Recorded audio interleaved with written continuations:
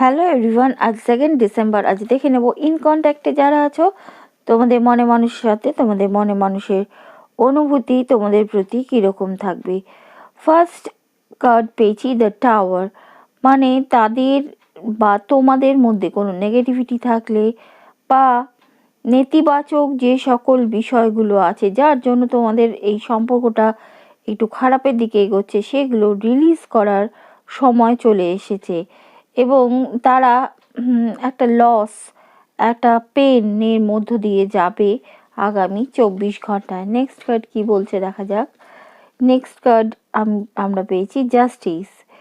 Justice মানে যে তারা তোমাদের জীবনে একটা টাওয়ার মোমেন্ট এনেছিল, সেখান থেকে তারা জাস্টিস দিতে চাইবে, ন্যায় তোমাদের দিতে চাইবে। দ্য স্টার, তাদের কিন্তু আশা এই সম্পর্কের প্রতি